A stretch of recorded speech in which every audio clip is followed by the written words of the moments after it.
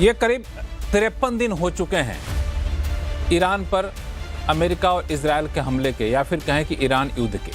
और जब से युद्ध शुरू हुआ है ना, तब से लगातार हम ये शो कर रहे हैं और अलग अलग पहलुओं पर बातचीत किए। कुछ दिनों के बाद मेरे पास कई सारे फ़ोन कॉल्स आने लगे और बात ये होने लगी कि ऐसा क्यों है कि भारत में परसेप्शन बन रहा है कि अमेरिका जो कर रहा है वो गलत है, ईरान सही है और अमेरिका के खिलाफ हम लोग हैं और ईरान के समर्थन में है। और ये सिर्फ भारत के लोग नहीं कह रहे थे, कई लोग अमेरिकी लोगों को भी फ़ोन आए, उन्होंने बातचीत में कहा ऐसा लगता है कि भारत में एक तबका है जो अमेरिका के खिलाफ है, ट्रंप को विलेन मानता है और ईरान के समर्थन में है। भारत में भी कई लोगों से मेरी मुलाकात हुई, वो भी यही बात कहे कि क्यों ऐसा लग रहा है कि आप लोग जो है ईरान के समर्थन में उतर गए हैं। तो मैंने लॉजिक दिया कि मेरे पीछे मेरे सोच ये है, मैं इसलिए कई बार अपने शो में भी ट्रंप की आलोचना करता हूँ। तो मुझे लगा क्यों नहीं इस पर एक शो ही किया जाए और लोगों से पूछा जाए कि आखिर हमें किसकी तरफ रहना चाहिए, कौन सही है कौन गलत है, और भारत के लिए कौन अच्छा है कौन गलत है, और भारत की रणनीति क्या होनी चाहिए, भारत की सोच क्या होनी चाहिए। आज आवाज़ अड्डा में करेंगे इसी पर खास चर्चा। नमस्कार, मैं हूँ लक्ष्मण राय और इस शो में शामिल होने वाले अपने मेहमानों से आपका परिचय कराऊंगा। लेकिन इस शो में आ रहा था तो कुछ ही देर पहले अमेरिकी राष्ट्रपति डोनाल्ड ट्रंप ने CNBC को एक इंटरव्यू दिया और उसमें उन्होंने कहा कि ईरान के साथ ग्रेट डील होने जा रही है। उन्होंने ये भी कहा कि इस्लामाबाद में अपना डेलीगेशन भेजने के अलावा ईरान के पास कोई विकल्प नहीं है, और साथ में जो उनकी आदत है धमकी भी दे डाली कि अगर डील नहीं हुई तो ईरान पर फिर से वो हमले शुरू कर देंगे। अब सवाल है कि इनकी बातों को कैसे देखा जाए और फिर से हमला शुरू करने की अब जहमत उठाएंगे क्या, क्योंकि बहुत आलोचना उनकी हो रही है। तो ये सारे बातों पर चर्चा करेंगे और हमारे साथ चर्चा में विशेष मेहमान जुड़ रहे हैं। पूर्व डिप्लोमेट एम्बेसडर रिटायर्ड अनिल त्रिगुणाय साहब हैं, स्ट्रेटजिक अफेयर एक्सपर्ट कमर आगा साहब हैं, JNU के स्कूल ऑफ इंटरनेशनल स्टडीज़ में प्रोफेसर अंशु जोशी जी हैं, अमेरिका से जियोपॉलिटिकल एक्सपर्ट धीरज कौल साहब जुड़ रहे हैं, और साथ ही साथ पूर्व लेफ्टिनेंट कर्नल शुभंकर मिश्रा भी हैं जो कि इस पूरे मामले पर काफ़ी करीब से नज़र रखते हैं, और साथ में साथ वरिष्ठ पत्रकार अवधेश कुमार जी कुछ देर में हमारे साथ जुड़ेंगे, जिन्होंने मुझे कई बार टोका कि आपके शो में ऐसा क्यों लगता है कि आप ईरान के समर्थन में हैं और अमेरिका के खिलाफ है। तो मैंने अभी रिक्वेस्ट है कि आप जुड़िए, तो कुछ देर में वो भी आपको दिखेंगे इस शो में। तो जो लोग जुड़ गए हैं उनका बहुत बहुत स्वागत है। अमेरिका वर्सेस ईरान पे हम लोग जाएं उससे पहले एक जो ताज़ा बयान आया है अमेरिकी राष्ट्रपति ट्रंप का, उस पर छोटी सी चर्चा कर लेते हैं। और ट्रंप ने कहा है कि ईरान के पास कोई चारा नहीं है अपना डेलीगेशन भेजने के अलावा, और हम सीज फायर अब आगे एक्सटेंड करने के मूड में है नहीं। और ये सारी बातें ऐसे समय में उन्होंने कहा है जब सीज फायर के बाद अब दूसरे दौर की बातचीत इस्लामाबाद में होनी है और अमेरिकी डेलीगेशन वहाँ से पहुँचने वाले हैं, लेकिन ईरानी डेलीगेशन का अता पता है नहीं। तो एम्बेसडर अनिल त्रिगुणाय साहब, आपसे शुरुआत करूँगा कि ईरान अभी तक खुलकर बोला नहीं है कि अपना डेलीगेशन वो भेजेगा कि नहीं भेजेगा, लेकिन अमेरिकी राष्ट्रपति कह रहे हैं कि ईरान के पास अपना डेलीगेशन भेजने के अलावा कोई चारा है ही नहीं। तो राष्ट्रपति का ये बयान ये सोचा समझा बयान है या फिर उनकी रणनीति है दबाव पर, इस पर आपके पास आऊँगा। लेकिन सबसे पहले वो बयान आपको सुनवा देता हूँ जो उन्होंने CNBC के साथ इंटरव्यू में कहा है। What I think is that we're going to end up with a great deal. I think they have no choice. We've taken out their Navy, we've taken out their Air Force, we've taken out their leaders, frankly, which does complicate things in one way, but these leaders are much more rational. It is regime change, no matter what you want to call it, which is not something I said I was going to do, but I've done it, indirectly maybe, but I've done it. We don't have that much time because by the time both parties get there, as you know, they just got the okay to go forward, which I knew they were going to do anyway. I mean, I don't think they had a choice. They have to negotiate. And, the one thing I'll say is this: Iran can get themselves on a very good footing if they make a deal. They can make themselves into a strong nation again, a wonderful nation again. They have incredible people. But they seem to be, bloodthirsty. They're led by some very, very unfortunately tough people. And I don't mean tough in a good way. I think it's very negative for the country because we're much tougher than they are, like not even close. But they have to use reason and they have to use common sense, and they can get themselves into a great position to make themselves into a great country, but a legitimate country, not a country based on death and horror. तो ये थे अमेरिकी राष्ट्रपति Donald Trump, जो अब से कुछ ही देर पहले इंटरव्यू दे रहे थे, और उन्होंने साफ तौर से कहा कि इस बातचीत में ईरान को अपने डेलीगेशन भेजने के अलावा कोई चारा नहीं है। हम अब सीज फायर को एक्सटेंड नहीं करेंगे, जो सीज फायर अगले 24 घंटे बाद उसकी मियाद खत्म हो रही है, और अगर ईरान मेरी बात नहीं मानता तो उस पर फिर से दोबारा से हमला करेंगे। अनिल त्रिगुणाल साहब, ये फिर से ईरान पर दबाव बनाने की रणनीति है या फिर वाकई इन्होंने मन बना लिया है?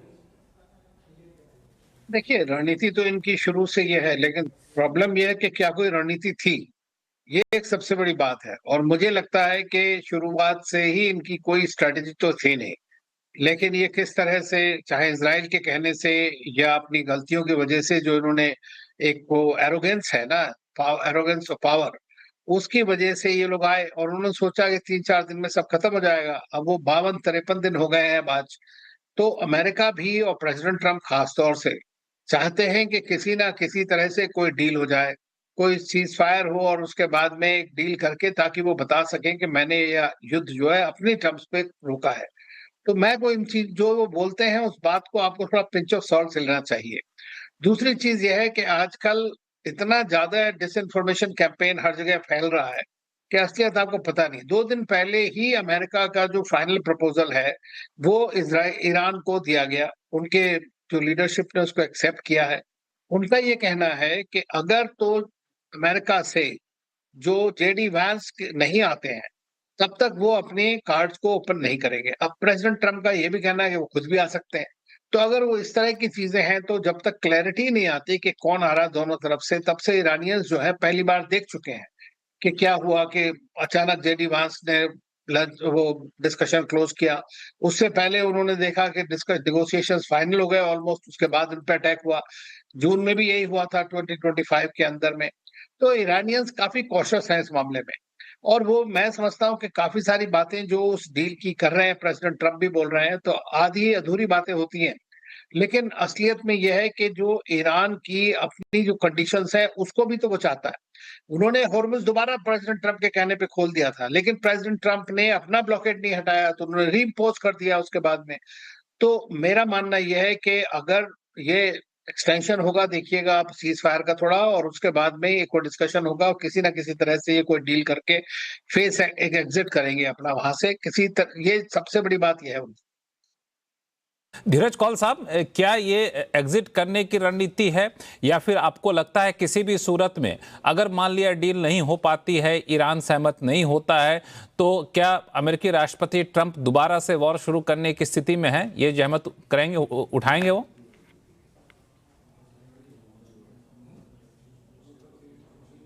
चुके हैं क्या हुआ है, और लड़ाई ये ऐसे नहीं खत्म होने वाली है, लड़ाई तो चलती रहेगी। तो अगर वो खाली धीरज कौल साहब, लड़ाई लड़ना चाहते हैं। ये सवाल धीरज कौल साहब से था। नमस्कार, thank you for having me on the show. और आपके चैनल पे हमने इस बारे में आई थिंक लास्ट टाइम भी यही बात की थी कि हमारी एपिटाइट लड़ाई जारू रखने की यहाँ पे काफी कम हो रही है, और उनका सपोर्ट जो डेमोक्रेट तो डेफिनेटली काफी अपोजिशन में इस पे बात कर रहे हैं, क्योंकि अभी तक जो वूंड्स ऑफ गाजा आप समझिए डेवेस्टेशन है, वो अभी भी लोगों के मस्तिष्क में हरे हैं। और जो रिसेंटली आपने देखा इस लड़ाई की शुरुआत में जो स्कूलों के ऊपर हमला हुआ जिससे बच्चे मारे गए, उनकी तस्वीरें हैं, और अब जो लेबनान से फोटोग्राफ्स आ रही हैं सिविलियन एरिया की, वो काफी विचलित करती हैं एक कॉमन अमेरिकन आदमी को। इसके अलावा आपको पता ही है कि जो अप्रूवल है वॉर का, वो 60 डेज के बाद सेनेट में और कांग्रेस में हियरिंग होगी उसके बाद ही उसे सपोर्ट मिलेगा, और वो 60 डेज बहुत जल्दी उसकी मियाद खत्म होने वाली है। तो उसके बाद क्या हम यहाँ पे वॉर कंटिन्यू कर पाएंगे? धीरज कौल साहब, मुझे एक चीज समझाइए, 60 डेज वाली बात मैं सुन रहा हूँ पिछले कई दिनों से। 60 डेज कितना सख्त डेडलाइन है? अगर ये 60 डेज तक अगर अप्रूवल नहीं मिलता है तो क्या ऑटोमेटिक इनको वॉर रोकना पड़ेगा, या फिर कोई रास्ता है? देखिए, वॉर तो नहीं रोकना पड़ेगा, लेकिन उसकी फंडिंग, उसका फाइनेंशियल सपोर्ट, उसकी ऑक्सीजन रुक जाएगी।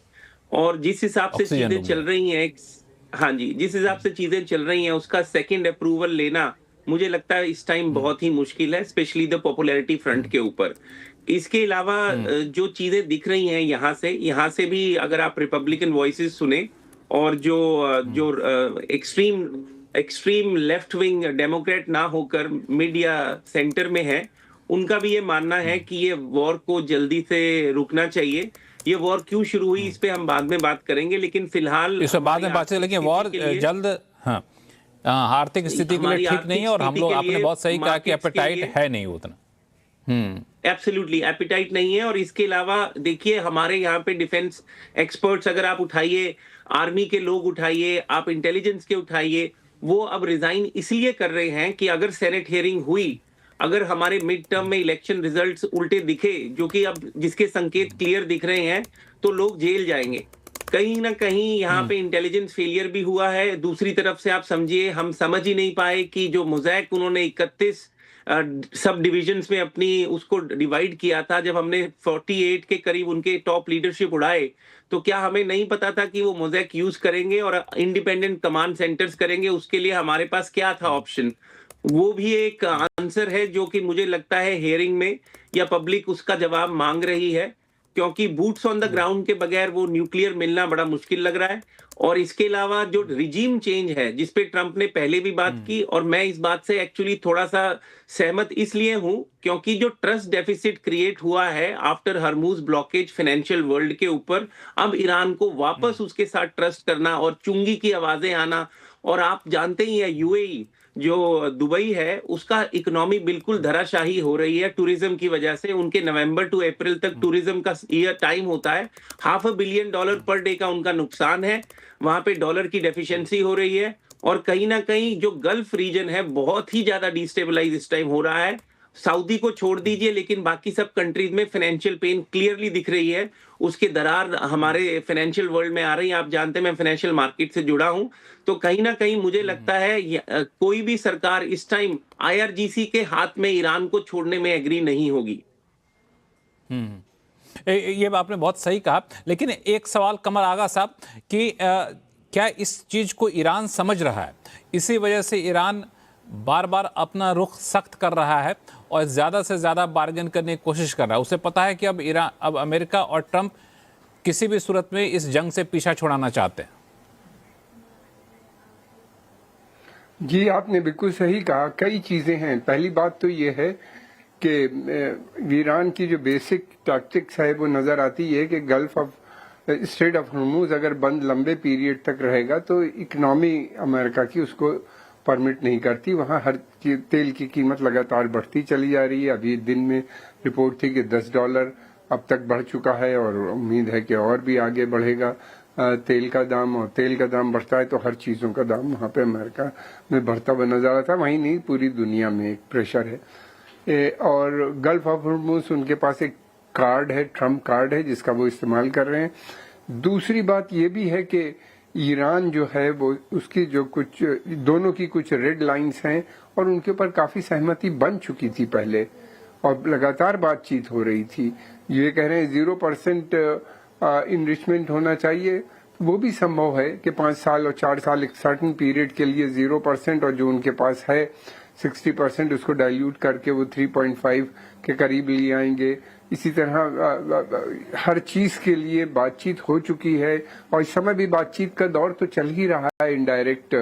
इजिप्ट, टर्की, फिर ओमान, बहरीन, ये सब लोग, कतर खासतौर से, ये सब इन्वॉल्व हैं बातचीत के में, और अलग अलग तरीके से। पूरा अरब वर्ल्ड का प्रेशर है प्रेसिडेंट ट्रंप पे।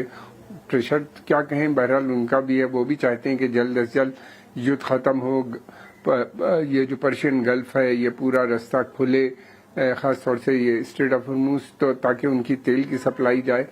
दूसरी बात ये भी है कि ये सभी देश जो है तेल की सप्लाई पर निर्भर करते हैं, और इनके पास सप्लाई जो है लगातार कम हो गई है, बहुत दिनों से तो बंद है। फिर उसके अलावा ये भी है कि सप्लाई, जो पुरानी सप्लाई पहले से जो थी, जो उस सप्लाई पे आने में समय लगेगा, क्योंकि कतर, बहरीन, यूएई और सऊदी अरेबिया के जो ऑयल एसेट्स हैं, जहाँ पे ये इनके ठिकाने हैं तेल के, वो भी बहुत से डैमेज हो गए हैं, बहुत नुकसान पहुंचा है उनको। तो इसलिए जो पहले जिस तरीके से तेल निकलता था उतना तेल निकालने में, या गैस को कतर का कहना ये है कि 3 से 5 साल लग सकते हैं तेल गैस को दोबारा एलएनजी को सप्लाई करने में जैसे पहले हो रही थी। तो ये सारी समस्याएं इनके सामने बनी रहेंगी।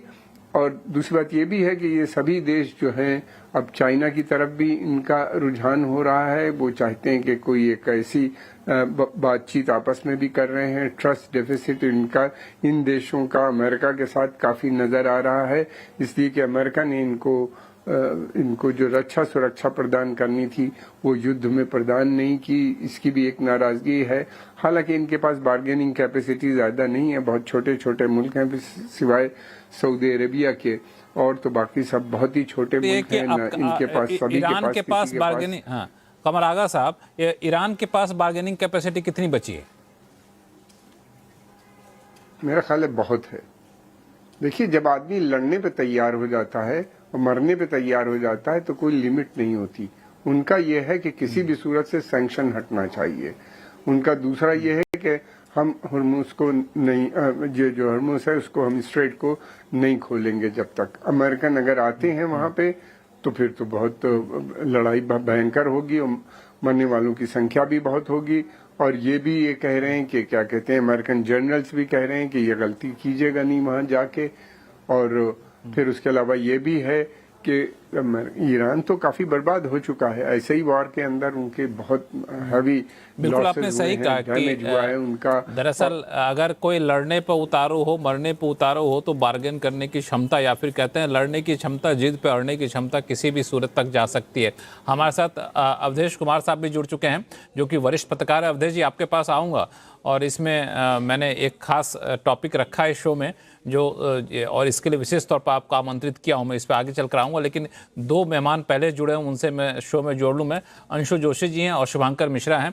शुभंकर, एक तरफ है कि अमेरिका अब युद्ध से निकलना चाहता है। अमेरिका के पास अब युद्ध लड़ने की बहुत ज़्यादा एपेटाइट नहीं बची है, जैसा कि धीरज कौल साहब बता रहे हैं, जो काफ़ी दिनों तक ट्रंप की नीतियों का समर्थन भी करते रहे हैं। दूसरी तरफ कमर आगा साहब कह रहे हैं कि ईरान के पास अभी भी बार्गेनिंग पावर काफ़ी ज़्यादा है। ऐसे में ये सीज फायर खत्म होने के बाद हमेशा के लिए युद्ध रोकने के लिए इस्लामाबाद में जो बातचीत होने वाली है वो कितना फ्रूटफुल होगी, कितना सफल होगी, आपका आकलन क्या कहता है? लक्ष्मण, मेरा आकलन ये है कि ये सीज फायर कंटिन्यू करेगा। अमेरिका को एक फेस सेविंग एक्सरसाइज कर रहा है जिसमें वो इस युद्ध से एक सम्मानजनक रूप से बाहर निकल पाए। और अगर आप तुलनात्मक रूप से देखें तो जो सीज फायर होगा इसमें ईरान को कंपैरेटिवली ज्यादा फायदा होगा। ईरान के ऊपर से कई सारे ऐसे सैंक्शंस हटेंगे जो अभी तक लगे हुए हैं, और ईरान एक तरीके से इस युद्ध से विजयी बनकर निकलेगा, चाहे वो अमेरिका को पसंद आए और इजराइल को पसंद आए या ना आए। लक्ष्मण, ईरान विजयी बनकर निकलेगा, भले ही अमेरिका को पसंद आए, चाहे इजराइल को पसंद आए ना आए। लेकिन यह है कि अमेरिका के राष्ट्रपति तो घोषित कर चुके हैं हमने वॉर जीत लिया है। इसी इंटरव्यू में जिसका छोटा सा हिस्सा आपको सुनाया था शो के शुरू में, उन्होंने कहा कि हमने वॉर जीत लिया है, ईरान को काफी नुकसान कर लिया, काफी कुछ हमें हासिल हो गया है। अब इतना दावा कर ही लिया। हाँ, मैं आऊंगा आपके पास बाकी दो मैंने। हाँ, बोलिए, अपनी बात पूरी करिए। इसी इंटरव्यू में उन्होंने ये भी कहा कि हम रजीम चेंज नहीं चाहते। तो ट्रंप की बातों का कोई ठिकाना नहीं होता। रजीम चेंज नहीं चाहते थे और उनका इनिशियल ऑब्जेक्टिव रजीम चेंज था। आपको ये समझना मुझे पड़ेगा लगता है कि मुझे लगता है सो के जब उठते हैं तो उनकी मन स्थिति कुछ और होती है, सोने जब जाते हैं तो उनकी मन स्थिति कुछ और होती है। इसलिए सुबह से शाम तक में ट्रुथ सोशल पर उनके टेक्स्ट अचानक से पलट जाते हैं 360 डिग्री के हिसाब से। अंशु जोशी, ये कैसे देख रही हैं आपको, क्योंकि ईरान के पास खोने के लिए कुछ नहीं है, अब जितना तंग कर सकता है यूएस को करे वो। लक्ष्मण, मैं तो एक भारतीय स्कॉलर के रूप में इस पूरे पश्चिम एशिया के संकट को देख रही हूँ। मुझे बहुत खुशी है कि आपने आज के शो की ये थीम रखी। दरअसल हो ये रहा है कि अपने देश में जब हम पश्चिम एशिया के संकट को देख रहे हैं, अमेरिका, इजराइल और ईरान की ओर देख रहे हैं, उसमें पाकिस्तान का एंगल भूल जा रहे हैं और अमेरिका या ट्रंप का विरोध करने के नाम पर हम एक ऐसे देश का समर्थन कर रहे हैं जो कि आतंकवाद को पल्लवित पोषित करता आया है। बहुत जिम्मेदारी के साथ मैं ये बात कह रही हूँ, अगले 2 मिनट में समझाऊंगी भी तथ्यों के साथ। और ये बिल्कुल ऐसे ही है जैसे अपने देश में कुछ लोग सरकार का विरोध करते करते देश का विरोध करना चाहते हैं और करते हैं। तो सबसे पहले हम अमेरिका की ओर चले। अमेरिका हमारा एक लंबा रणनीतिक साझेदार रहा है। अभी स्ट्रेटेजिक पार्टनरशिप का ट्रंप की पिछली प्रेसिडेंसी में एक नया चैप्टर शुरू हुआ, तब जबकि रशिया हमारा नेचुरल अलाई ऑलरेडी है, और हम अपनी सफल विदेश नीति के चलते ये जो दोनों पावर ब्लॉक वाले देश हैं इनके साथ स्ट्रेटेजिक पार्टनरशिप को आगे बढ़ा पाए। ट्रंप इस बार के रिजीम में जिस तरह से हरकतें करते हुए दिखाई पड़ रहे हैं, निश्चित तौर पर वो हमारे लिए भी सम्मानजनक नहीं है जिस तरह से हम पर प्यूनिटिव टैरिफ्स लगे। लेकिन पश्चिम एशिया के परिप्रेक्ष्य में फिर यहां हमें इजराइल का एंगल लेकर के आना चाहिए। इजराइल वो देश है जिसने 62 के, 65 के, 71 के, 99 के युद्ध में ऑपरेशन सिंदूर में हमारा अनकंडीशनली साथ दिया, चाहे स्टेटमेंट्स देना हो या अपनी रसद या अपने इक्विपमेंट भेजना हो। 99 का कारगिल युद्ध हम इसलिए जीत पाए क्योंकि इजराइल ने हमको लेजर गाइडेड बॉम्ब्स प्रोवाइड किए थे, तब जबकि हम पर ग्लोबल आर्म्स एम्बार्गो लगा हुआ था। अब इजराइल को के इस फैक्ट को हम ना भूलें। यहां पर टू स्टेट हमारा जो सोल्यूशन है पश्चिम एशिया के संदर्भ में वो भी लेकर के आती हूं। भारत एक तटस्थ नीति के साथ जब पश्चिम एशिया के संकट को देखता है तो विदेश नीति में फिलिस्तीन को मान्यता देता है, लेकिन कैसे फिलिस्तीन को, जो हमास जैसे आतंकवादी संगठन से मुक्त हो। दूसरी ओर इजराइल के साथ हमने अभी अपनी जो स्पेशल स्ट्रेटेजिक पार्टनरशिप थी उसको हमने और एक्सटेंड करके comprehensive and special strategic partnership में एक्सटेंड किया है। तो इजराइल की तरफ हम देख रहे हैं। इसके अलावा अब ईरान के पास चलूंगी। ईरान के साथ जो बार बार भारत में सिविलाइजेशनल कनेक्ट्स बताए जा रहे हैं वो 69 के पहले के हैं। 69 के बाद का जो एक थियोक्रेटिक इस्लामिक रिजीम यहाँ एस्टेब्लिश हुआ, लगातार इसने भारत को कमजोर करने का काम किया। खामेनेई ने जिस तरह से कश्मीर को बार बार पाकिस्तान के नक्शे का भाग बताया, ओआईसी से अपील की, मुस्लिम देशों से अपील की कि वे आए और कश्मीर को आजाद करें, भारत में जंग लड़ें, इस तरह के स्टेटमेंट्स दिए कि गाजा के अलावा भारत एक ऐसा देश है जहां मुसलमानों को काटा और मारा जाता है। ये देखना बड़ा दुखद रहा। चाबहार के साथ हमारी इंगेजमेंट, हमारी विदेश नीति का जो इशू बेस्ड इंगेजमेंट का एक नया टेंजेंट है जो हमने शुरू किया है, उसका एक एग्जाम्पल है। लेकिन हम जब ओवरऑल ईरान को देख रहे हैं, किस तरह से हमारे 2 शिप्स पे अटैक हुआ है, हम ये भी नहीं भूल सकते। और पाकिस्तान के साथ ईरान के जिस प्रकार के संबंध हैं, हम उसको भी नहीं भूल सकते लक्ष्मण। तो बायलैटरली जब हम देखते हैं तो ईरान के साथ क्या संबंध है, इजराइल के साथ क्या स्टैंडिंग है, अमेरिका के साथ किस तरह के संबंध है, और देश से देश के बायलैटरल संबंधों को हम देखें, उसमें किसी नेता के चेहरे को जब हम देखते हैं तो हम ट्रंप को अमेरिका मान बैठे हैं। ये मैं आपके शो के जरिए अपनी जनता तक बात पहुंचाना चाह रही हूं। अमेरिका ने एक देश की टेरिटोरियल इंटीग्रिटी पे बिल्कुल हमला किया, लेकिन युद्ध क्षेत्र में जब हम देख रहे हैं तो ये ग्रे स्पेस है। यहाँ ईरान भी दूध का धुला हुआ नहीं है, इजराइल के अपने इंटेंशंस हैं, और यहाँ पर फिर एक पाकिस्तान का अलग रोल है, खाड़ी देशों का अलग रोल है। तो मैं जब इस पूरे संकट को देखती हूं, मुझे सीज फायर आगे बहुत दिनों तक कंटिन्यू होता हुआ नहीं नजर आ रहा है, जिस तरह से मैं अमेरिका और ट्रंप को एक लीडर के रूप में जानती हूं, जितनी मेरी समझ है। और अभी इस्लामाबाद में ये टॉक हो जाए, यही बहुत बड़ी बात है। बात होकर के क्या नतीजे निकलते हैं, क्योंकि जो दोनों देशों के सूत्र हैं, मांगे हैं, वो इतनी ज्यादा कॉन्ट्रेडिक्टरी और कॉन्फ्लिक्चुअल है। प्रोफेसर अंशु जोशी, इस पर प्रोफेसर हम लोग काफी चर्चा कर भी चुके हैं पहले भी इस शो में, इस शो के पहले जो हम लोग शो करते हैं, लेकिन आपने जो पॉइंट उठाया वो काफी इंपॉर्टेंट पॉइंट है। और आज शो का मैंने थीम इसलिए उस पॉइंट को चुना क्योंकि पिछले दिनों मैं एक समारोह में था तो वहां पे अवधेश जी हमें पकड़ लिए और उन्होंने कहा कि ऐसा क्यों है कि आप लोग अमेरिका के को विलन बता रहे हैं और ईरान को बड़ा आप हीरो बता रहे हैं। तो हमने कहा ठीक है, इस पर लंबी चर्चा करेंगे। थोड़ी बहुत चर्चा वहीं हुई तो अवधेश जी को बुलाया गया आज, इसीलिए अवधेश जी अब आपकी शिकायत तो नहीं होगी? अब नहीं, शिकायत नहीं थी। असल में क्या है कि इस समय भारत और दुनिया में जो नैरेटिव चलाने वाले लोग हैं ऐसे ही चला रहे हैं। पूरे डिबेट में आपका देखा तो ऐसा लगा कि सारी परेशानी अमेरिका के पास है, उसकी इकोनॉमी इजाजत नहीं देती है, 60 दिन के बाद तो ट्रंप के पास अधिकार ही नहीं रहेगा, और उनके जितने जनरल है कह रहे हैं कि भैया आप युद्ध बंद करो, और उसने 10,000 सैनिक समुद्र में भेज दिए, 12 युद्धपोत भेज दिए, 200 के ज्यादा टोही और बाकी विमान भेज दिया, सी हॉक हेलीकॉप्टर हॉर्मुज में घुमा रहा है, और उसके पास इतनी परेशानी पैदा होगी। और जिस देश में इस युद्ध के पहले लोग सड़कों पर थे ईरान में कि इस रिजिम को चेंज करो, उसमें से क्या हालत थी, 100-150% जहां का मुद्रा स्फीति रही हो, एक डॉलर जो है 1.5 लाख जो है रियाल का हो गया था, उस देश के साथ कोई समस्या ही नहीं है। देखिए इस समय मुझे तो बातचीत में ही समस्या लगती है, क्योंकि जो ईरान ने अभी जो स्टैंड लिया है, क्योंकि ईरान में अब 2 धाराएं दिख रही है इस समय मुझे। वो जो IRGC वाली धारा है वो कुछ मानने के लिए तैयार नहीं। थोड़ा बहुत जो लोग बाहर बात कर रहे हैं वो अगर चाहे भी कि किसी समझौते पर इस समय पहुंचे तो वो शायद वो संभव नहीं हो रहा है। और इसलिए ईरान की स्थिति अब दूसरी हो गई है। इस समय वार्ता पाकिस्तान भले कोशिश कर रहा है। जो दूसरी स्थिति है कि जो अरब के देश है, सऊदी अरब है, संयुक्त अरब अमीरात है, ओमान है, बहरीन है, इनके बारे में जो जानकारी दिया है, ये सब चाहते हैं कि युद्ध हो। ईरान जो है विजेता के रूप में न रहे, ईरान इस समय पराजित होके हो और युद्ध का खर्च हम देंगे। अब ध्यान रखिए 1991 का खाड़ी युद्ध जो था उसमें 64 अरब डॉलर खर्च हुआ और अमेरिका का केवल 4 अरब डॉलर खर्च था। खाड़ी देशों ने दिया, जापान ने दिया, जर्मनी ने दिया। तो एक दूसरा सिचुएशन है, क्या ट्रंप वापस जाने के लिए ये जो जितने अरब देश हैं, क्या उन सबके साथ अपने संबंधों को छोड़ के उनकी इच्छाओं के विपरीत वापस चले जाएंगे वो, और ईरान को फिर से वही स्थिति पैदा करने देंगे कि इजराइल को धरती पर रहने का अधिकार नहीं है, एक एक यहूदी को धरती पर नहीं रहना चाहिए। तो हम जो इस समय कल्पना कर रहे हैं ट्रंप के और अमेरिका के विरोध में, एक तो हम अपने एनालिसिस जो है हमारे विचार के अनुसार हो रहा है।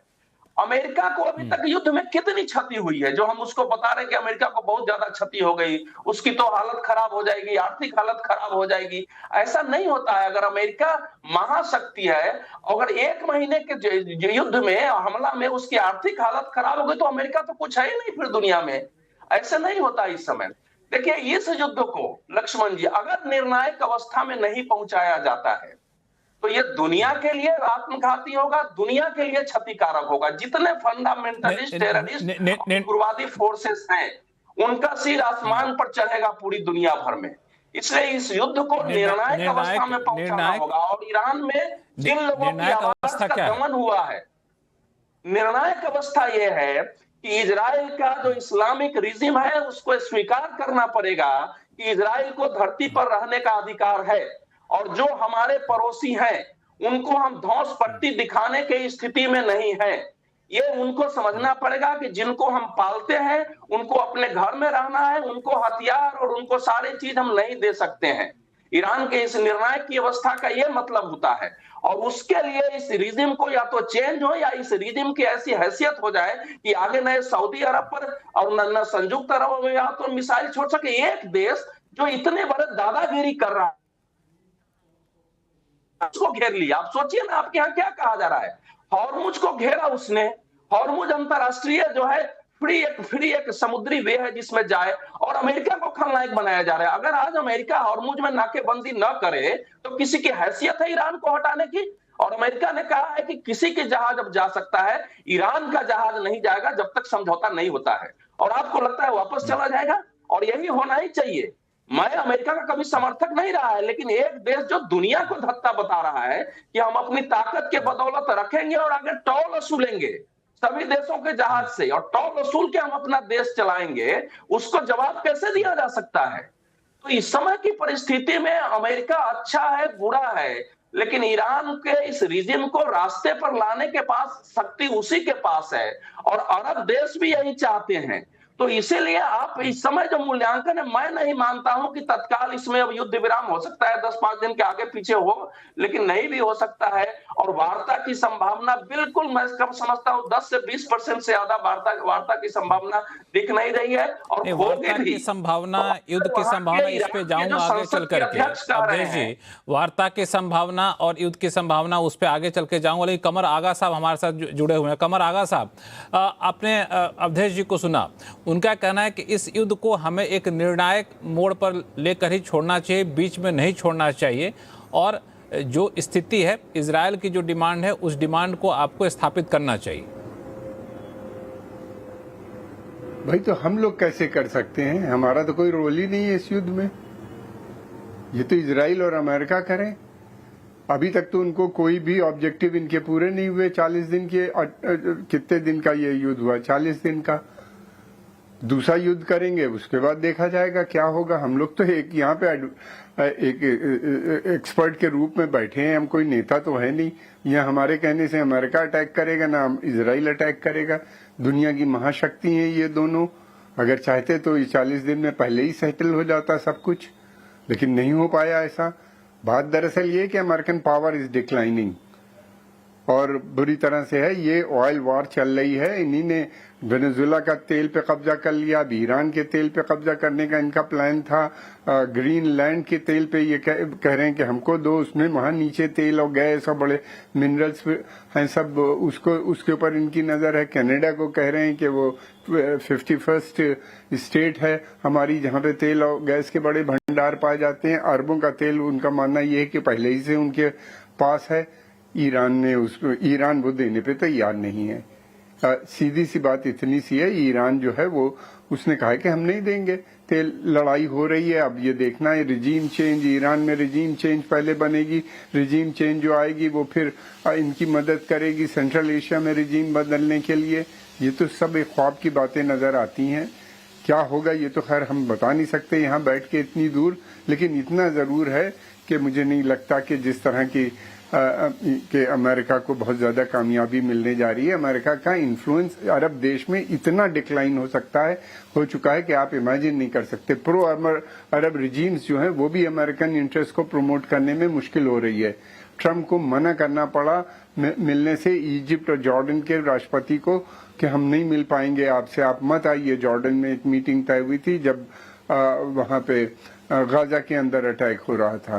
गाजा को इस युद्ध से अलग करके आप नहीं देख सकते। अभी तक गाजा में वो मौजूद है, हमास को खत्म नहीं कर पाए, वो वहां पे अभी भी मौजूद है और युद्ध अभी भी चल रहा है।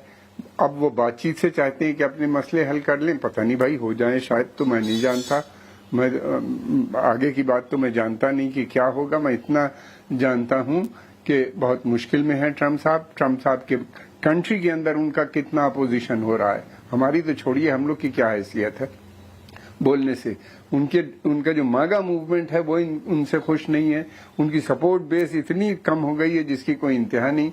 उनकी पार्टी वाले कह रहे हैं कि भाई कि कैसे हम लोग जीतेंगे, आप जल्दी से युद्ध विराम कीजिए और बातचीत खत्म कीजिए ताकि नए इंटरनल इश्यूज पे आप कुछ कर सकें, ताकि एक अच्छी हवा बने और फिर उसके बाद नवंबर में जो इलेक्शन होना है वो हो सके। इस तरह की बातें तो अमेरिकन कर रहे हैं। अमेरिकन मीडिया में जो बातें आ रही हैं वो देख लीजिए किस किस्म की है। कुछ जोड़ना चाहते हैं अवधेश जी? यस, देखिए ऐसा है कि अमेरिका का पावर डिक्लाइन कर रहा है, ये एक अलग इशू है। इसको हम सारी दुनिया से ईरान के और पश्चिम एशिया के इशू को जोड़ेंगे तो अमेरिका की नीतियों की काफी आलोचना हो सकती है। लेकिन ऐसा है कि ईरान ने इस युद्ध का क्या नाम दिया है? उसने दिया है ऑपरेशन फतह ए खैबर। अब आप सोचिए क्या सोच है कि मोहम्मद साहब के समय यहूदियों के विरुद्ध जो हजरत अली ने लड़ाई लड़ी थी और खैबर फतह किया था, वही युद्ध आज तक जारी है। और जब 40 दिन पर युद्ध विराम हुआ तो आप देखें कश्मीर से आवाज आ रही थी कि खैबर भी हमने 40 दिन में फतह किया है और इसको भी हम 40 दिन में फतह कर लिए हैं और फतह हमारा होगा। तो इस सोच से जहां इस्लाम आ जाता है ना, उस युद्ध को निर्णायक अवस्था में पहुंचाना कठिन होता है। लेकिन क्या उसके सामने सरेंडर कर दें इस सोच के सामने कि खैबर फतह करना है? और क्या हम अमेरिका अगर डूब रहा है या उनका विरोध है केवल उसके परिप्रेक्ष्य में इस युद्ध को देखा जाएगा? तो अमेरिका में तो देखिए कोई भी वहां का जो रिपब्लिकन शासक रहा है, जो रिपब्लिकन प्रेसिडेंट रहा है, उसको 4 साल तक शांति से शासन नहीं करने दिया गया है। वो सबसे बड़ा कम्युनिस्ट कंट्री है, कहने के लिए वो पूंजीवादी देश है। जो वहां डेमोक्रेट होते हैं 500 गलतियां करेंगे फिर भी वो आसानी से शासन पूरा कर लेते हैं। तो वो सब वहां चलता रहता है, वो उनका विरोध है वो है। और मिड टर्म इलेक्शन वहां से ज्यादातर सरकारें हारती है अमेरिका में। कोई मिड टर्म इलेक्शन हारने से किसी के ऊंचाई, और हर बार हम लोग देखते हैं और हम लोग विश्लेषण करते रहे। मूल बात यह है कि अगर ईरान की यह सोच है और जो आगा जी कुछ बातें ये सही बोल रहे हैं, लेकिन आप बताइए ना कि गाजा से निकल के जो 7 अक्टूबर 2023 को गाजर मूली की तरह बच्चों से महिलाओं को काट दिया गया, हमारे देश में कोई घूस के काट दे मना रहे हैं और वो कुछ करे भी नहीं वहां जाकर के। तो ये तो संभव नहीं है ना। अगर आप मारेंगे तो आपको मार खाने के लिए तैयार रहेगा। अब मारने वाले का तरीका होता है, कोई सिविलाइज्ड वे में मारता है, कोई आपकी भाषा में मारता है। और अगर अमेरिका नहीं भी जा रहा था तो पश्चिम एशिया बिना युद्ध के एक दिन भी नहीं रहा है। वो क्षेत्रीय युद्ध से चल रहा है, चाहे तो हिजबुल्लाह युद्ध करेगा, हमस करेगा, कहीं हुती करेगा, कहीं ईरान जो है मिसाइल छोड़ देता है, तो वो तो चल ही रहा था। अगर इसको रोकना है, उस क्षेत्र को शांति लानी है, तो इस निर्णायक अवस्था में पहुंचाना अत्यंत कठिन है। आज छोटे से इस छोटा पूरे युद्ध नहीं क्षेत्र में अगर शांति नहीं तो शांति लाने का तरीका क्या यही है क्या? शुभांकर, कुछ आप जोड़ना चाहते थे, फिर मैं प्रोफेसर अंशु और बाकी मेहमानों के पास जाऊंगा। लक्ष्मण, देखिए, जो अवधेश जी ने बात की और जो कंवर साहब ने बात की, मैं सिर्फ एक ही चीज कहना चाहूंगा कि ये लड़ाई जो ईरान और अमेरिका और उसके सहयोगियों के बीच में हो रही है, पहले तो एक हमारा कोई दखल नहीं है। हम बेगानी शादी में अब्दुल्ला दीवाना बनने की कोशिश ना करें तो बेहतर होगा, पहली चीज। दूसरी चीज, मिलिटरली अगर आप देखें, सैन्य तौर पे अगर आप देखें लक्ष्मण, ईरान की सैन्य शक्ति इतनी कम नहीं है कि उसको बिल्कुल हल्के में लिया जाए। और अभी इतना विध्वंस होने के बाद भी ईरान एक अच्छी खासी सैन्य ताकत है।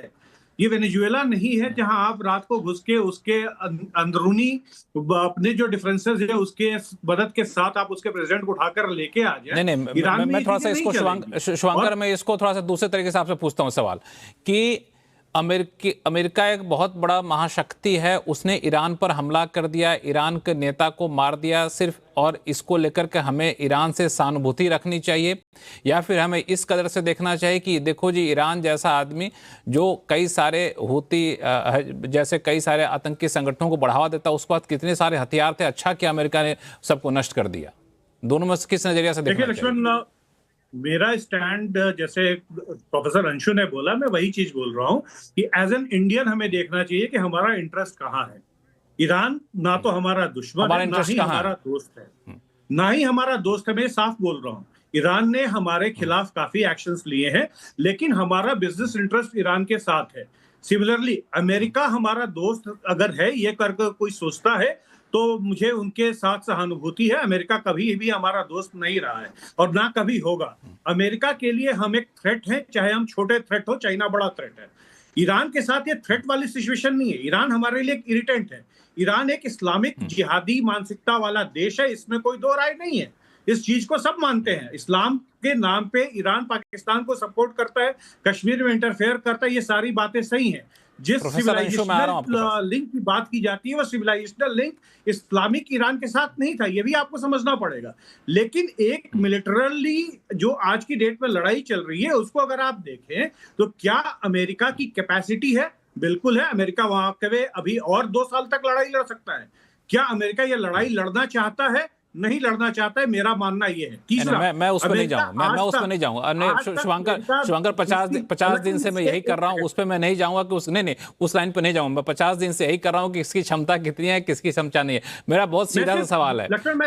प्रोफेसर अंशु, मैं आऊंगा, आपका रुक जाइए थोड़ा सा बाकी। प्रोफेसर अंशु, बहुत सीधा सवाल, क्या मैं इस बात से खुश हो जाऊं कि अमेरिका ने इतना ज्यादा हथियार रखने वाला आतंकी मानसिकता वाले देश को धूल चटा रहा है, या फिर हमें इस बात को लेकर दुख होना चाहिए कि भाई आप महाशक्ति हैं, इसका मतलब ये नहीं किसी के घर में घुस के मारेंगे?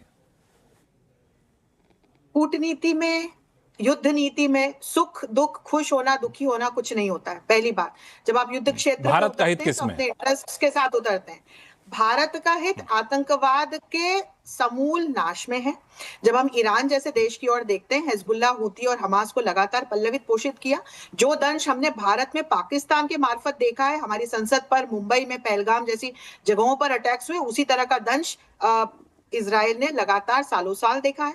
इस युद्ध की शुरुआत में मानती हूँ 7 अक्टूबर 2023 की दरमियानी रात हुई थी, जब हमास नाम के आतंकवादी संगठन ने इजराइल पर हमला करके 1,500 के करीब महिलाओं और बच्चों को मारा था।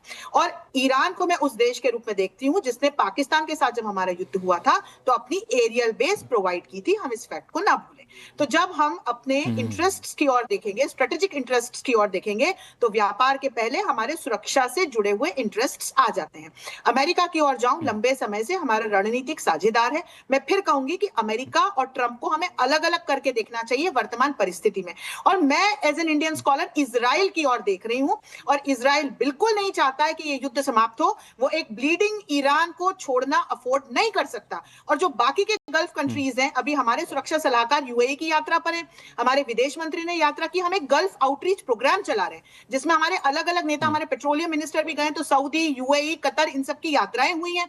इन सबके राष्ट्राध्यक्ष, इनके जो सुल्तान है, वो लगातार हमारे प्रधानमंत्री के साथ टच में है। खाड़ी देश भी नहीं चाहते हैं कि ये युद्ध इस तरह से समाप्त हो लक्ष्मण, क्योंकि ये आगे बहुत सारी बैटल्स को जन्म देगा। और ईरान बहुत सारे जो बैटल को सैन्य जम देगा, क्षमताओं की बिल्कुल बात आपने हो रही सही है, कहा। और अभी इस स्थिति में छोड़ने के बाद कई सारे जो जिस तरह से डिसेंट्रलाइज आर्मी है ईरान की, उसका एक खामियाजा भुगतना पड़ सकता है वहाँ के पड़ोसी देशों को। आगे चल के धीरे धीरे टुकड़ों में ये युद्ध चलता रहेगा। धीरज कौल साहब, आपने अलग अलग व्यूज यहाँ पे सुना। एक, ना तो इजराइल चाहता है, ना तो ईरान के पड़ोसी देश चाहते हैं कि इस हालत में ईरान को छोड़ा जाए। अगर आपको छोड़ना है तो युद्ध को निर्णायक भूमिका तक पहुंचानी चाहिए। मैं थोड़ा सा आपको भारत वाले पर्सपेक्टिव पे लेकर आऊंगा वापस से, चूंकि आज मैं सोचा था उसी पर रखूंगा ज़्यादा फोकस, किसकी क्या शक्ति, कहाँ पे किसको फायदा नुकसान, वो अलग बात रही कि भारत का हित किसमें है। ये बहुत अच्छा सवाल पूछा है, क्योंकि जो मैंने आपसे पहले बात की थी वो ग्लोबल प्रोस्पेक्ट दिया था। डेफिनेटली भारत का हित मैं ये देख पा रहा हूँ कि भारत सरकार विदाउट बीइंग एनी अशेम्ड और शाई क्लियरली बहुत ही अच्छा काम करते हुए दोनों पक्षों के साथ मेल जोल रख रही है। देखिए, आप भी जानते हैं लक्ष्मण जी, आप फाइनेंशियल चैनल पे हैं, भारत का 70% एनर्जी सिक्योरिटी उस एरिया से आ रहा है, लेकिन अब भारत उसको डाइवर्सिफाई कर रहा है, क्योंकि पूरी दुनिया देख रही है कि ईरान को हम अब ट्रस्ट नहीं कर सकते। ये जिन पंडोरा बॉक्स से निकल चुका है। इसीलिए मैंने अपने इनिशियल रिमार्क्स में बोला कि IRGC जब तक ईरान में रहेगी तब तक कोई भी सभ्य देश उस देश को ट्रस्ट नहीं कर पाएगा। और जितनी भी गल्फ की कंट्रीज हैं उनके अंदर बहुत बड़ा ट्रस्ट डेफिसिट है। वो नहीं चाह रही, वो फाइनेंशियल फंडिंग भी देने को तैयार है। जैसे कि अभी आपके एक पैनलिस्ट ने बोला, ये आज से नहीं, ये वॉर शुरू होने से पहले की खबरें हैं। और सऊदी और ईरान की लड़ाई अफ्रीकन फ्रंट में क्या चल रही है, गल्फ में क्या चल रही है, हमसे छुपी नहीं हुई है। हूती ने क्या डेविस्टेशन किया ये भी हमने देखा है, हमास ने क्या किया है ये भी हमने देखा है।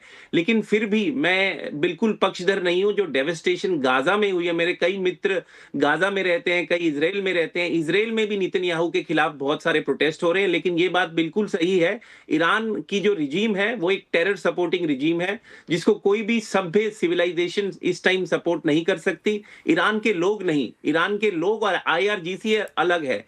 IRGC ने खुद ही 45,000 लोगों को मारा है, लाखों लोग जेल में है, जैसे कि अमेरिकन आदमी और ट्रंप, अलग अलग चीजें हैं। देखिए, ट्रंप की अनप्रेडिक्टेबिलिटी, मैं खुद रिपब्लिकन पार्टी के बोल सकता हूं कि एक मेंबर रहा हूं और उनकी कई पॉलिसीज को मैं सपोर्ट करता हूं, लेकिन हर किसी को नहीं। क्योंकि अमेरिका में एक कंसेप्ट बहुत क्लियर है, आप तो देखते हैं कि सबसे पहले आता है आपके बच्चों का फ्यूचर, उसके बाद आती है पॉलिटिकल पार्टी और उसके बाद आता है लीडर। रिवर्स पिरामिड नहीं है कि लीडर ही सब कुछ है। तो ये समझना बहुत जरूरी है। हमारे जो फ्यूचर हैं, देखिए, ये मैं फाइनेंशियल मार्केट से जुड़ा हूं, आप भी जुड़े हैं, हमको साफ दिखाई दे रहा है कि ये वॉर अगर लंबी खिंची तो हमारे फाइनेंशियल नुकसान होंगे। हमारे ऊपर बहुत बड़ा इस टाइम चल रहा है, $39 ट्रिलियन। वो अभी दिखने शुरू भी हो, वो अभी दिखने। हाँ, एक पॉइंट खत्म करना चाहूंगा। भारत के परिप्रेक्ष्य में जो आपने पूछा वो बहुत जरूरी सवाल है। देखिए, भारत की एनर्जी सिक्योरिटी, प्लास्टिक, फर्टिलाइजर, कोई भी आप चीज उठाइए, ट्रांसपोर्टेशन कॉस्ट इससे कनेक्टेड है। तो भारत की जो शिप्स पे अभी अटैक हुआ, वो मुझे लगता है भारत ने उनके एम्बेसडर को बुला के बहुत ही अच्छी चेतावनी दी। अभी भारत अपने अपने अपने रिसोर्सेज और अपने अपने पॉइंट्स असेस कर रहा है कि हम क्या कर सकते हैं। लेकिन एक बड़ी खतरनाक चीज हो रही है कि सऊदी के साथ पाकिस्तान की तकरीबन, अगर आपने न्यूज देखी हो, तकरीबन 8,000 सोल्जर्स अभी 2 दिन पहले ही वहां पहुंचे हैं। F-16, F-17 आ चुके हैं फॉर डिफेंसिव रोल। तो ईरान को चारों तरफ से घेरा जा रहा है और मुझे दिख रहा है कि ये टॉक्स थोड़ी आगे खींचेंगी। लेकिन बहुत ज्यादा ईरान के ऊपर डेवेस्टेशन हुई है। $120 बिलियन का ईरान को नुकसान हुआ है। अमेरिका की कॉस्ट तकरीबन 40 बिलियन की आई है। इंफ्रास्ट्रक्चर, ऑयल, करेंसी, जो करेंसी 7.5 लाख रुपए रियाल मिलते थे $1 के, पिछले 40 दिन में वही 15 लाख हो गए हैं। तो 100% करेंसी डिप्रिशिएटेड है। इन्फ्लेशन 90% है। मेडिकल रिसोर्सेज कम हो चुके हैं। वहां पे बिजली की किल्लत आ रही है। तो बहुत सारा क्रंच है ईरान के ऊपर भी। ऐसा बोलना कि ईरान विजेता है, मैं इससे डिसएग्री करता हूं। अमेरिकन पावर इज स्ट्रांग, लेकिन अमेरिकन पब्लिक का सपोर्ट इस time 67% as of today, yesterday's poll is against war. और तकरीबन 70% बोल रहे हैं कि $200 बिलियन जो ट्रंप दोबारा $200 बिलियन मांग रहे हैं, 60 दिन के बाद वो नहीं मिलेगा। तो ये फैक्ट है, नहीं मिलेगा, ये फैक्ट है। कमर आगा साहब, सवाल फिर से आपके पास पूछता हूं मैं, जो बाकी मेहमानों से पूछा मैंने, कि अभी के स्थिति में भारत का हित किस में है? क्या वो ईरान के का पक्ष ले, अमेरिका के पक्ष ले, या फिर जैसे पिछले 50 दिन से तटस्थ है वैसे तटस्थ रहे? मेरे ख्याल भारत का इंटरेस्ट दोनों के साथ है, अरब के साथ भी है, ईरान के साथ भी है। ईरान के साथ इसलिए हमारा गेटवे है सेंट्रल एशिया का, हमारे बहुत करीब है। वहां से हमारी 3 रिफाइनरीज भारत में जो है वो गेयर्ड है ईरानियन ऑयल के लिए। ट्रांसपोर्टेशन चार्ज बहुत कम लगता है। और फिर उसके बाद ये कि बाहर से हमारी कनेक्टिविटी जो है वो अफगानिस्तान की हो गई है, तो हम इसको छोड़ नहीं सकते ईरान को। और आज के रिलेशन नहीं, एक जमाने से रिजीम्स तो आती हैं और जाती हैं, रिलेशन थोड़ी ना बिगड़ जाते हैं। ये तो टेम्परेरी एक फेज है जिसमें ऐसा हुआ है। दूसरी बात ये कि अरबों को भी हम नहीं छोड़ सकते। अरब में हमारे 1 करोड़ लोग वहाँ काम करते हैं, $200 बिलियन का ट्रेड है, और फिर उसके बाद वहाँ से जो इन्वेस्टमेंट आता है, अब तो मुझे नहीं लगता कि अगले 5-6 साल तक कोई इन्वेस्टमेंट वहाँ पे आ पाएगा, इसलिए कि उनके पास खुद ही पैसे की कमी हो रही है और डिफिसिट में जा रहे हैं। वर्ल्ड बैंक और इधर वहाँ उधर से पे पैसे की इन्वेस्टमेंट डिमांड आने हो की रही बात है तो दूर है कि वहाँ पे इन्वेस्टमेंट जाना भी एक मुश्किल होगा, क्योंकि इन्वेस्टमेंट के लिए काफ़ी सेफ हेवन माना जाता था वो पूरा इलाका। ऐसा करते हैं हम लोग छोटा सा ब्रेक ले लेते हैं। ब्रेक के बाद एक सवाल लेकर आप सभी मेहमानों के पास आऊँगा, और ये कि इस पूरी बातचीत में पाकिस्तान की भूमिका को कैसे देख रहे हैं, और ये भारत को कैसे इसको देखना चाहिए कि पाकिस्तान जिस तरीके से इस युद्ध को रुकवाने में अपने आप को काफ़ी बड़ी भूमिका के तौर पर पेश कर रहा है, इसको भारत नजरिए से कैसे देखा जाए, इस पर आप लोग सवाल लूंगा। छोटे से ब्रेक के बाद कहीं जाइएगा।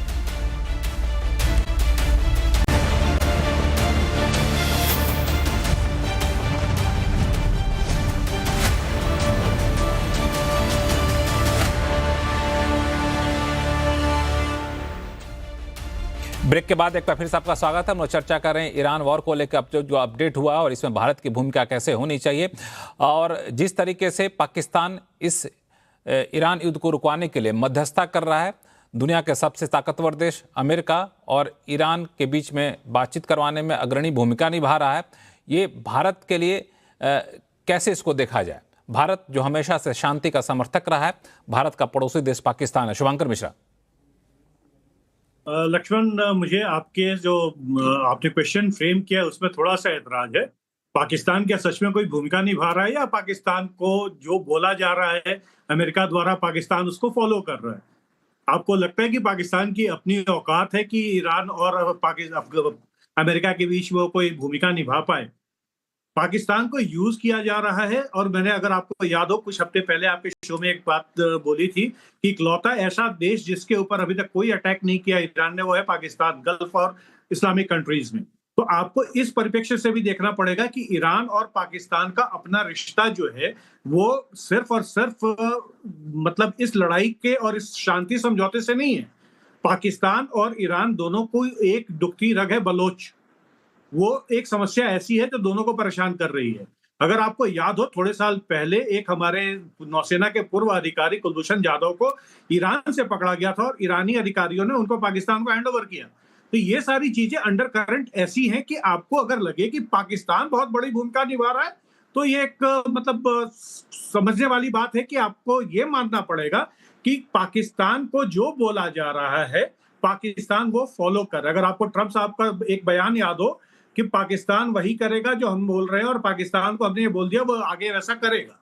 तो पाकिस्तान कोई भूमिका नहीं निभा रहा है। पाकिस्तान सिर्फ अपनी जमीन पे ही है। टॉक चुकी कहीं और होनी है, कोई और देश इसमें घुसना नहीं चाह रहा है, तो पाकिस्तान में हो रहा है। इंडिया के लिए परेशान होने की कोई जरूरत यहाँ नहीं है कि पाकिस्तान का रुतबा बहुत बढ़ गया या पाकिस्तान कुछ हो गया। वो भिखारिस्तान है, भिखारिस्तान ही रहेगा। बहुत इंटरेस्टिंग पॉइंट यहाँ पे उठाया शुभंकर मिश्रा ने। पाकिस्तान को भूमिका नहीं निभा रहा है, दरअसल उसको जो कहा जा रहा है अमेरिका की तरफ से वो कर रहा है, और वैसा करना उसकी मजबूरी है। अवधेश जी, देखिए, पाकिस्तान, ईरान इस समय किस देश में ईरान के लोग जा सकते थे? अमेरिका तो कहीं जा भी सकता है। ईरान के पास एकमात्र वही जगह थी इस समय, अगर देखा जाए, कि वो पाकिस्तान में आ सकते थे वहां के नेता। तो ये जैसा उन्होंने कहा उसको मैं रिपीट नहीं करूंगा, क्योंकि वो तो आदेश पाल की एक भूमिका है, और आदेश पाल की भूमिका में उसकी भूमिका उसके नेताओं का केवल उसका इस्तेमाल हो रहा है। अवधेश जी, आप उनकी बातों का समर्थन करेंगे, लेकिन मैं आपकी बात को काटूंगा वैसे ही कि क्यों नहीं जाके वो लोग दुबई में यूएई में कर सकते थे? वो तो पड़ोसी देश है, वहां पे तो उसका एयरबेस भी इसका नजदीक होता है, वहां पे क्यों नहीं कर सकते? सर, उस पर सऊदी अरबिया में क्यों नहीं कर सकते? पाकिस्तान में क्यों करते? नहीं, जितना सुनिए, मुझे समझाइए, मैं नहीं समझता हूँ, समझा दीजिए। हाँ, इजराइल पर जितने ड्रोन छोड़े थे ईरान ने ना, उसके दोगुना ड्रोन उसने जो है यूनाइटेड अरब अमीरात पर छोड़ा है। आप ये देख लीजिए ना तो कि क्या वो हुआ? दोनों बातचीत तो कर ही सकते थे। ईरान से ज्यादा उधर उसने मारा है वो। तो इस समय की परिस्थिति में किसी अरब देश में ईरान के नेता बैठ के बात करने की स्थिति में थे भी नहीं, कोई उनको कह भी नहीं सकता था। तो अमेरिका से ही उसका कम्युनिकेशन का चैनल ईरान से पाकिस्तान से हो सकता था। इसलिए ट्रम्प ने कहा कि भैया जरा बातचीत कराओ, क्योंकि कोई युद्ध को ऐसे तो लंबा नहीं चाहता है, हो जाए तो हो जाए। तो इसलिए वहां चल रहा है, उसके इस्तेमाल है। दूसरा है कि कोई भी इस युद्ध में हाथ डालेगा ना, उसका हाथ जलेगा। देखिए उसको ये इंपॉर्टेंट पॉइंट है। कोई भी इस युद्ध में, हाँ, कोई भी इस युद्ध में हाथ डालेगा उसका हाथ जलेगा। और यही वजह है कि क्योंकि इसमें पाकिस्तान भले दुनिया की थू सा है, भारत उसमें क्यों पड़ने जाए? वो क्यों पड़ेगा? चूंकि इसको मेन जो एक करता धरता और डोनाल्ड ट्रंप है, जिनका खुद का भरोसा नहीं होता, उनको ले कौन मध्यस्थ करने के लिए आगे बढ़ेगा? ये एक बहुत ही अच्छा पॉइंट आपने कहा। इस वजह से सबने इस मध्यस्थता से काफी, नहीं, ईरान का भी भरोसा नहीं है, ईरान का भी भरोसा नहीं है। यही वजह सब मध्यस्थता से दूरी बना के रखता है। कमर आगा साहब, इस मध्यस्थता में कोई अच्छा देश नहीं कूदना चाहता है। ईरान चाहता था कि ओमान मध्यस्थता करे, और बातचीत का दौर वो चाहते थे कि जिनीवा में हो, जहां इससे पहले बातचीत हुई थी, जिसमें काफी आगे तक भी बढ़ के पहुंच गई थी। जी हाँ, वो जिनीवा ही चाहते थे, और 2015 वाली भी बातचीत वहीं पे हुई थी। ये वियना या जिनीवा, इन दो जगहों में से उनकी प्रेफरेंस थी, और वहां चाहते थे कि ओमान मध्यस्थता करे। ईरान, और दूसरी बात ये कि भारत की नीति मध्यस्थता की है ही नहीं। भारत किसी भी देश में इस तरह की मध्यस्थता नहीं करती। भारत इन देशों के, खासतौर से जो ये सारे देश हैं, अरब हों या वो हों, इनके इंटरनल जो डिस्प्यूट्स होते हैं या बायलैटरल डिस्प्यूट्स होते हैं, उसमें उसका कोई स्टैंड नहीं होता। दूसरी बात ये कि भारत पीस मेकिंग में जाता है। हमारे जो ट्रूप्स हैं वो दुनिया में बहुत सी जगह, अफ्रीका और अरब कंट्रीज में हमेशा गए हैं, इंक्लूडिंग पैलेस्टाइन, और वहां पे भी इन्हीं ने पीस कीपिंग में हिस्सा लिया है और लेते रहते हैं, अभी भी वहां पे मौजूद हैं। दूसरी बात यह है कि पाकिस्तान को हम तो कभी भी नहीं चाहेंगे कि वहां पे ऐसा हो या वो मध्यस्थता करें, वो एक फेल्ड स्टेट है। अमेरिका का इंटरेस्ट ये है पाकिस्तान को इन्वॉल्व करने का। अमेरिका ये बहुत अच्छी तरह से समझता है कि अब कोई अरब देश जो है वो अब्राहम अकॉर्ड नहीं ज्वाइन करेगा। वो चाहते हैं कि पाकिस्तान अब्राहम अकॉर्ड ज्वाइन करे। पाकिस्तान ने ऑलरेडी बोर्ड ऑफ पीस का मेंबर हो चुका है, पीस बोर्ड में भी ज्वाइन कर लिया है, और जनरल मुनीर काफी उत्सुक नजर आते हैं, लेकिन उनके यहाँ सेना में भी और पॉलिटिकल लीडरशिप में खासतौर से इसका बहुत रिजेंटमेंट हो रहा है। क्या होगा ये तो समय बताएगा, और वो चाहते हैं कि इस तरह के जो हैं हिंट्स हम लोग को मिल रहे हैं, कहाँ तक पहुंचेगी बात ये मुझे नहीं मालूम, लेकिन इस तरह का मंशा उनका प्रेसिडेंट ट्रंप का नजर आता है। अमेरिका जो, पाकिस्तान जो है ये एक बहुत ही वीक डिपेंडेंट स्टेट है। ये स्टेट नहीं है बल्कि एक अरेंजमेंट है। स्टेट को जोड़ के अंग्रेजों ने और मुस्लिम लीग ने ये देश ने एक देश बना दिया है। समय कम है इसलिए मैं आपको बीच में रोक रहा हूँ कमरागा साहब, समय कम है इसलिए बीच में आपको रोक रहा हूँ। दो मेहमान और उनकी राय इस पे ले लूँ मैं। सबसे पहले मैं जानना चाहूँगा, अपने पास अमेरिका से जुड़ रहे हैं हमारे साथ, जो इस पूरे मामले पर काफ़ी खास नज़र भी रखते हैं, और ये बताएंगे कि क्या यहाँ पे जो धीरज कौल साहब कि इसको कैसे देखा जाए पाकिस्तान की मध्यस्थता को। देखिए, पाकिस्तान तो फाइनेंशियली बैंकरप्ट कंट्री है, ट्रस्ट डेफिसिट है, और पाकिस्तान के अपने प्रॉब्लम्स ईरान बॉर्डर से चल रहे थे। और आपको शायद पता ही होगा, आयतुल्लाह खमीनी ने स्पेसिफिक सवाल कि पाकिस्तान को क्यों चुना गया मध्यस्थता के लिए, स्पेसिफिक सवाल 15 सेकंड का जवाब, क्योंकि हाँ, ये एक्चुअली चुनाव लड़ाई से पहले प्लान हो चुका था, जब उनके फील्ड मार्शल को व्हाइट हाउस इसीलिए बुलाया था कि जो लेफ्ट बॉर्डर्स हैं वो सिक्योर रहें, और पाकिस्तान को हम आराम से मतलब बोलना नहीं चाहिए, मतलब उनकी आर्मी को आराम से इन्फ्लुएंस कर सकता है अमेरिका। पब्लिक को अलग रख दीजिए, अमेरिका को हम अपने इंटरेस्ट उनके थ्रू आराम से इन्फ्लिक्ट कर सकते हैं। और अब दूसरा जो सऊदी के साथ पैक्ट हुआ है, उससे और प्रेशर ईरान के ऊपर बढ़ा है, क्योंकि उनकी डिफेंस फोर्सेस तकरीबन 3,500 ट्रूप्स और तकरीबन 10 एयरक्राफ्ट। काफी अच्छा आपने कहा धीरज कौल साहब, काफी इंपॉर्टेंट पॉइंट कहा कि पाकिस्तान को आसानी से अपनी बात मनवाया जा सकता था। जिस शब्द को आप बोलते बोलते रहेगा उस शब्द को पूरी दुनिया जानती। प्रोफेसर अंशु जोशी, समय कम है, 1 मिनट में। बिल्कुल बिल्कुल, पाकिस्तान का अमेरिका के साथ कट कॉपी पेस्ट ड्राफ्ट वाला एंगल ही मत देखिए, चीन वाला एंगल भी देखिए। जो वो बॉर्डर है ना, उसकी वहां से चीन की सारी रसद वाया पाकिस्तान जा रही है। तो चीनी सीज फायर भी आप इसको कह सकते हैं, चल गया तो चांद तक, ना चला तो शाम तक। मैं लगातार इस बात को कह रही हूँ, और वो सीज फायर इसलिए बार बार फ्लॉप हो रहा है। और पाकिस्तान कबूतर है, पोस्टमैन है, इससे ज्यादा कुछ नहीं। तो क्या ये माना जाए कि पाकिस्तान के मान लिया जाए इस मध्यस्थता में पाकिस्तान सफल भी हो जाता है, तो क्या पाकिस्तान का कद काफी ज्यादा बढ़ जाएगा? शुभंकर 10 सेकेंड। लक्ष्मण, पाकिस्तान का कद नहीं बढ़ेगा। मुल्ला मुनीर उसके बाद हो सकता है वहां सत्ता पलट करके एब्सोल्यूट अपना पावर स्टैब्लिश कर ले। इसके अलावा जियो पॉलिटिक्स में कोई बदलाव नहीं आएगा। ये आपने अच्छा कहा, चूंकि जो मुनीर हैं उनका कद लगातार बढ़ता जा रहा है, और जो कमर आगा साहब कह भी रहे थे कि भीतर खाने में इस बात को लेकर काफी ज्यादा चर्चा भी होनी शुरू हो गई है। काफी दिलचस्प चर्चा आप लोगों से हुई। आप लोगों ने अपना कीमती समय निकाला, इसके लिए बहुत बहुत धन्यवाद। आवाज अड्डा में फिलहाल इतना ही। देखते रहिए सिंह से आवाज। नमस्कार।